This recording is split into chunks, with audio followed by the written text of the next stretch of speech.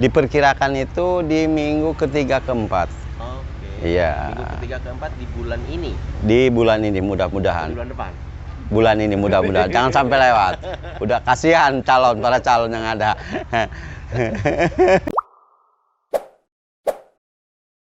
Halo sahabat Geraha Kreatif dimanapun Anda berada, kembali di podcast kami. Hari ini kami kedatangan tamu, atau lebih tepatnya sih mendatangkan narasumber dari PJ Desa Pasir Buyut. PJ itu penjabat ya Pak ya? Atau penjabat Desa Pasir Buyut. Selamat datang Pak Lurah, Pak Muhammad. Selamat datang. Assalamualaikum ya Pak. Waalaikumsalam. Sebentar saya buka. Temanya untuk kali ini Gebiar Senyum Nusantara, ekonomi bangkit mulai dari desa. Nah, makanya kami coba hadirkan narasumber PJ Desa Pasir Buyut karena hari ini belum ada kepala desa definitif ya. Belum. Itu kapan kira-kira Pak Lurah? Ya, menurut informasi yang kami terima dari Panitia Kabupaten, ya Pak Sekda, diperkirakan itu di minggu ketiga keempat. Oke. Iya. Minggu ketiga keempat di bulan ini. Di bulan ini mudah-mudahan. Di bulan depan. Bulan ini mudah-mudahan. Jangan sampai lewat. Udah kasihan para calon yang ada. Udah kehabisan nafas. Ya, mungkin. Dan segalanya kira-kira. Tapi masih aman kan masalah pemilihan desa mah? Untuk khusus Pasir Buyut dipandang aman. Aman ya. Terkendali ya. Terkendali. Ya. Nah, Pak Lurah, sebenarnya kenapa kami mau mengonfirmasi beberapa dengan kegiatan ini yang Pak Lurah lihat? Kami sudah menyiapkan beberapa pertanyaan nih Pak, yang mungkin bisa dijawab dan ya bisa di-sharingkan Pak ya. Iya. Nih Pak, dalam situasi pandemi yang belum usai nih Pak, keluhan-keluhan apa sih yang disampaikan masyarakat Pak tentang kepada Bapak ya, khususnya yang sekarang ini menjadi PJ Pasir Buyut, terutama bidang usaha Pak? Ya, terima kasih moderator ya. Ya, moderator. Jadi begini, semenjak saya dipercaya dilantik sebagai PJ Desa Pasir Buyut, dan secara kebetulan saya berasal dari Pasir Buyut. Tanggal 27 September kemarin saya dilantik menjadi PJ. Untuk keluh kesah dari masyarakat udah paling pasti. Yang pertama, di usaha-usaha kecil ya tadi itu, karena dampak sangat luas sekali dampak Covid ini, ya terutama yang bekerja banyak yang pengurangan atau di PHK. Iya. Jadi perputaran ekonomi karena dia itu di PHK atau ada pengurangan, udah otomatis secara ini dampaknya ke UMKM yang ada masih di kampung-kampung lah terutama. Jadi penghasilan yang tadinya lancar sekarang ya mandek lah seperti itu. Yang tadinya karyawan digaji ya, gitu ya. Ke warung-warung. Betul. Jadi nggak digaji dan digaji belanja. Ya. Jadi kebanyakan berarti ya itulah. Daya belinya kurang gitu. Nah, dari pabrik di Desa Pasir Buyut, Pak Lurah, itu ada berapa pabrik yang masih eksis hari ini? Di Pasir Buyut itu yang eksis hanya pabrik yang ada itu Robicon, Alfa juga sebagian, saya tahu, soalnya sebagian itu Jawilan. Dan yang satu AMP yang ada di sana. Yang satu lagi pabrik yang baru itu pabrik PT Astina yang produk biji plastik. Itu pun hanya baru mempergunakan tenaga kerja itu hanya sedikit sekali. Berarti sebenarnya yang aktif benar itu cuma 3? Cuma 3 aja, 3 perusahaan. Berapa tenaga kerja yang terserap dari desa? Apa nggak datanya?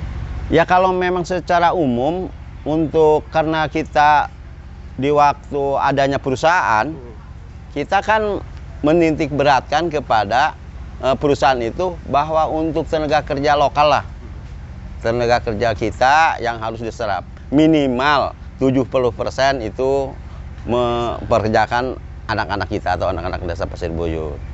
Itu untuk berlaku semua perusahaan yang ada di kita. Di Desa Pasir Buyut. Desa Pasir Buyut. Yang lainnya mungkin tenaga ahli, mungkin dari luar gitu kan. Untuk tenaga produksi mungkin kebanyakan dari kita. Tapi gini Pak Lurah, ada nggak sih sebenarnya dari desa atau dari kabupaten atau dari kecamatan gitu yang mendidik mereka gitu ya untuk berwirausaha? Ada nggak program sampai ke sana? Emang Kan sebenarnya sekarang dibutuhkan orang-orang yang punya skill lah gitu ya, punya skill. Emang di kita tahun-tahun yang lalu lah, sebelumnya saya juga di kecamatan suka ya, secara kebetulan kan ya saya di Kecamatan Jawilan dan juga lintas ya kalau itu kan. Berarti ada juga di perbengkelan, kalau di BLK itu di perbengkelan yang saya tahu, di perbengkelan motor itu ada sebenarnya pelatihan yang seperti itu. Yang lainnya masih belum tersentuh. Iya. Iya, karena skill ini kan dibutuhkan banget. Iya. Apalagi tadi mungkin tenaga ahlinya kan masih ngambil dari Iya. luar kan, kenapa nggak dari kita? Gitu. Iya. Oke. Berapa persen kira-kira di Desa Pasir Buyut yang usahanya secara mandiri bukan menghasilkan dari PT-PT yang menjamur di Jawilan atau di wilayah Kecamatan Jawilan? Tapi kalau lihat dari keseriusan kemarin itu, para UMKM yang ada di Desa Pasir Buyut sekitar 25% sampai 30%. Yang kemarin memohon bantuan dan juga mungkin 20% terdanai dari anggaran pemerintah pusat. Ya. Yang bantuan itu bukan sih Pak? Ya? Yang bantuan untuk pedagang itu bukan? Iya, untuk warung-warung kecil. Iya, yang seperti dan seperti ada seperti kreatif, seperti penjahit atau itu. Yang 2.500.000 kalau nggak salah. Iya, iya. Jadi itu banyak nggak Pak? Kalau diangkakan itu ya rasanya banyak gitu. Cuma secara kebetulan waktu itu saya tidak secara real karena saya itu waktu masih di kecamatan. Iya. Oh, masih Iya. Masih cuman mendengar gitu, kelihatan gitu. Tapi data realnya dari desa waktu zamannya Pak Goyat. Pak Lurah terdahulu ya. Nah, ini sebenarnya yang butuh di recap lah Iya. supaya berapa banyak sih sebenarnya yang sudah terbantu oleh pemerintah. Iya. Karena Pak Lurah, kemarin kita sempat mengumpulkan dari 62 UMKM gitu ya di wilayah Jawilan. Hanya 2% yang kita kumpulkan datanya dari pengakuannya ya. Iya. Yang pernah dibantu oleh pemerintah. Iya. Sebentar, ini orang-orang siapa sebenarnya yang dibantu kan gitu. Iya. Jadi makanya dengan kekhawatiran itu kita membuatlah yang mungkin hari ini kegiatan Senyum Nusantara. Iya. Nah, saya mau nanya berikutnya tentang pendapat Pak Lurah. Iya. Sebenarnya gimana sih Pak Lurah? Kita kan temanya Gebiar Senyum Nusantara, bangkitkan ekonomi mulai dari desa. Pendapat Bapak gimana tentang itu? Ya, terutama saya ucapkan terima kasih yang pasti karena dengan adanya Geraha Kreatif ini ide yang cemerlang gitu bermunculan. Apa? Soalnya kita lihat sendiri bahwa di lokasi Geraha ini ya seperti inilah.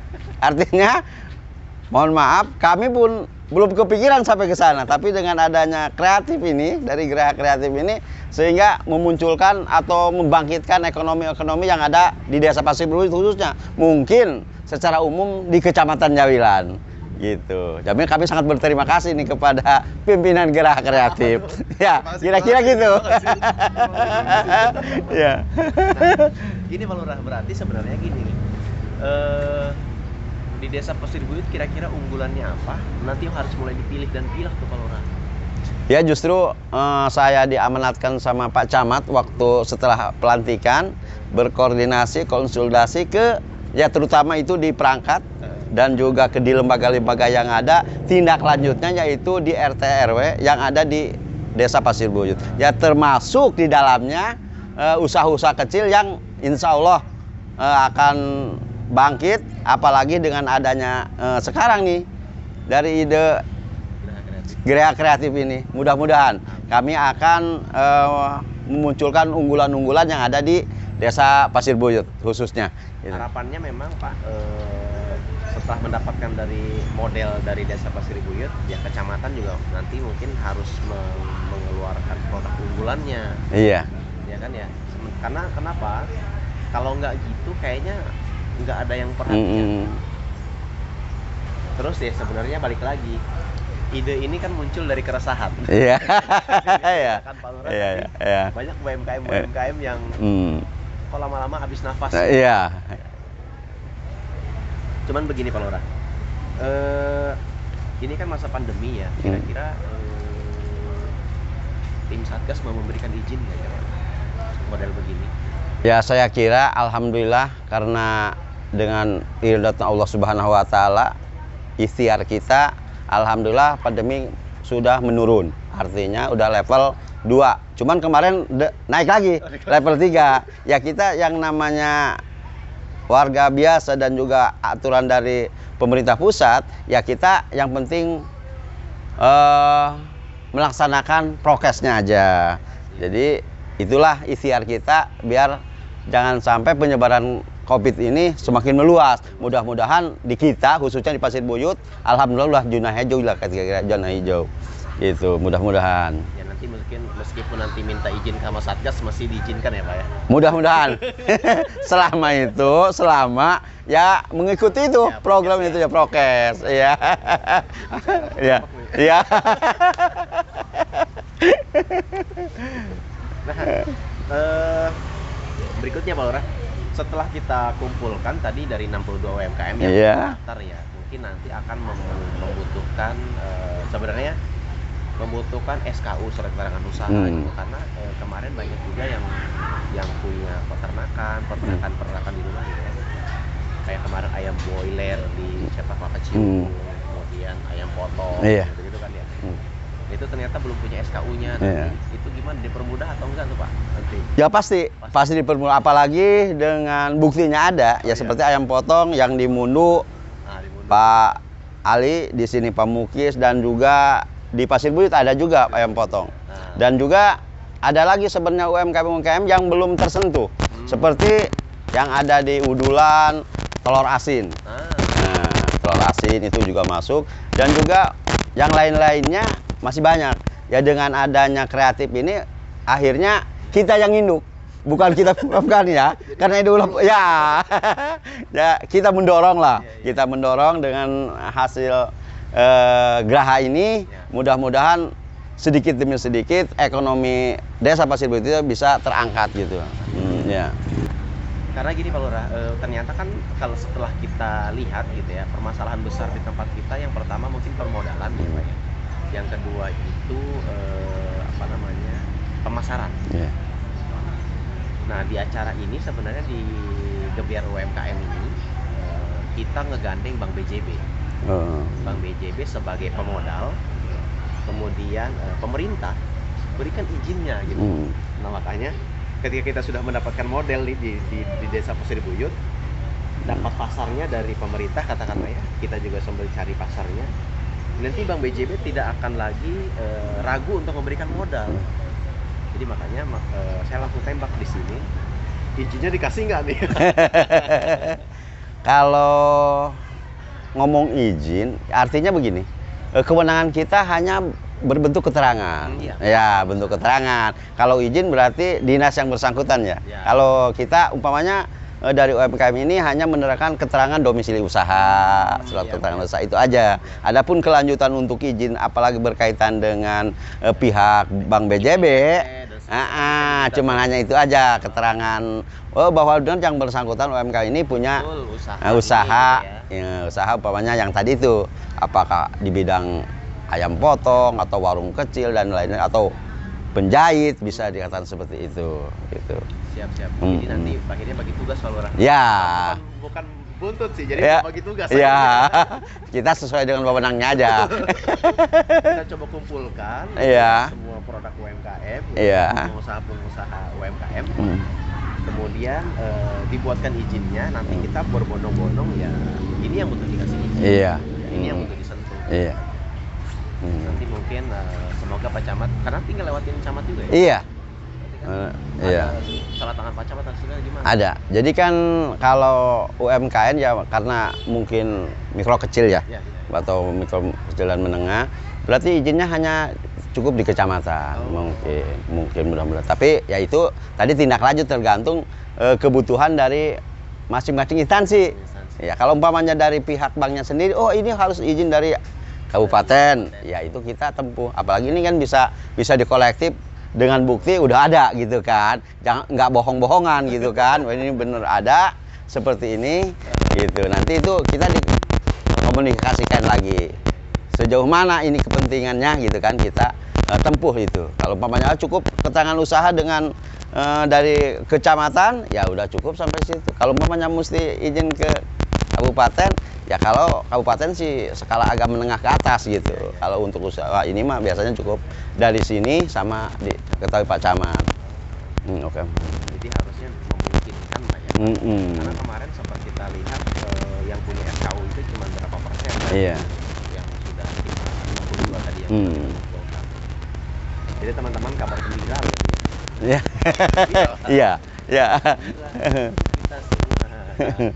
Jadi masalah SKU, masalah perizinan itu harusnya ketika memang kita tidak ada buktinya, itu pasti akan dibantu oleh di desa setempat atau di kecamatan.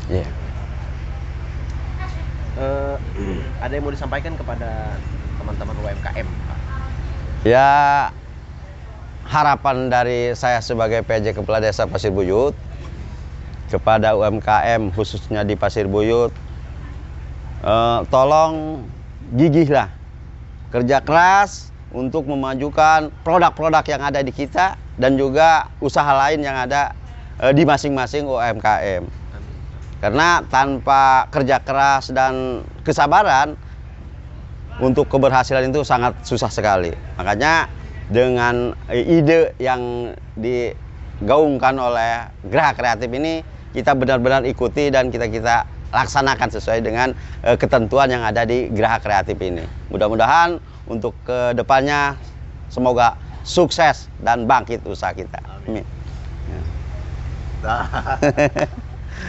Itu teman-teman dari Pak Lurah BJ Desa Pasir Buyut, Pak Muhammad gitu ya. Semoga menjadi bahan buat teman-teman, ambil yang positifnya. Kalau memang tidak positif nggak usah dirikutin. Ya. Kalau memang positif silahkan dimanfaatkan. Kalau memang tidak berkenan yang usah diterima. Stay tune di channel Geraha Kreatif. Salam UMKM.